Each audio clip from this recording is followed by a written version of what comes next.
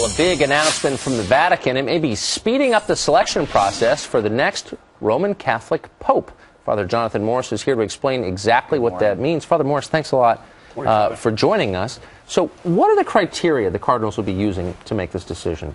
Well, the first decision of speeding up the beginning of the conclave came about because normally there's 15 to 20 days stipulated before the conclave begins once the see is empty. And that usually happens when a pope dies.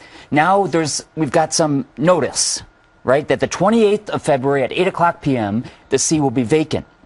So the Cardinals are saying, since we will all get there by that time anyway, let's not have a 2-week or 3-week period of waiting before we begin the conclave. So it'll probably happen, my guess, is sometime around the 7th, 8th of March. But we'll see. That'll be decided a little bit later on. Okay, so let's dive into some of your picks, as if we're picking like a fantasy football team here. But you've laid out some of the folks around the world that you think might be up for this job. Let's start with the first one. Is it Tagle, Cardinal Tagle? That's right.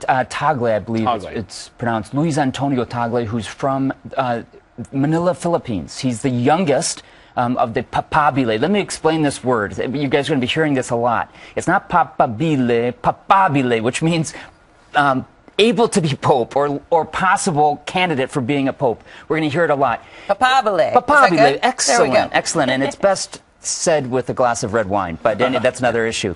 But this cardinal is very, very charismatic, very young, 55 years old, and of course from a part of the world that has never had a pope.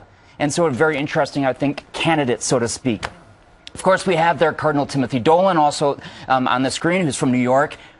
An unlikely candidate because generally the Cardinals don't like to have a superpower also be the Pope, right, in terms of the balance of power. But you never know. Of course, Cardinal Dolan has really taken on a position of great leadership in the United States and around the world. And he's known for being joyful, happy, and I think that the Cardinals recognize we need that. And strong mentally and physically, and he's young, right? He's 63, what, 63? Just celebrated 63rd You know, birthday. and is that something that would be important in something like this? Because that's one of the reasons cited is deteriorating health and old age.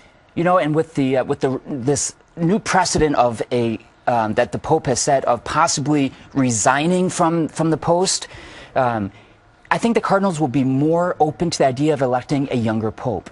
Why? Because then they know he's not necessarily going to be in for 30, 40 years until he dies. So I think it's more likely we'll have a younger Pope. A few others that we have also on our screen, we have probably the leading candidate in terms of, from Italy, Cardinal Scola, who's the Archbishop of Milan. There are 28 Italians in the College of Cardinal of 117. That's the strongest block, if there is such thing as a voting block.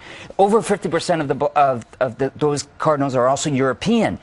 They might want to get it back to Europe, so that's another possibility. Let's talk about some of the challenges the church is facing, right? Sure. It's getting some of the younger folks involved, right? It's also getting some of that European zest back. And right now, they've been struggling in Europe and some of the European power as far as it relates to the Catholic Church. So other areas have been getting a lot of highlights, Latin America and Africa. But precisely, I guess, maybe Europe may be the spot where they might need the most help right now, and getting some of the younger audience. We've had 2 Europeans, right? We've had Pope Benedict from Germany. We had John Paul II from Poland. And 500 years before that, we're all Italians. So that's why there's a lot of talk about maybe a Pope from the Third World. Let me, in answer to your question, Clayton, I think it's important to recognize whether you're a Catholic or not.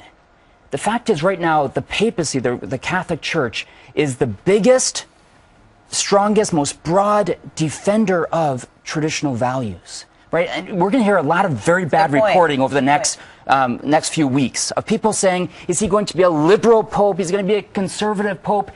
By the very definition of pope, he is going to be conservative in the sense that he is called to conserve the biblical teachings. Right. It's not a modern concept. And you're going to say, oh, is he more Republican or Democrat? That's all bunk. What we're going to look at is, what the Cardinals are going to look at is who can help best transmit and defend those core teachings going forward. Father, thanks very much. It's going to be an exciting few weeks, and hope to be talking to you from Rome. We will be covering it. Thanks, Father.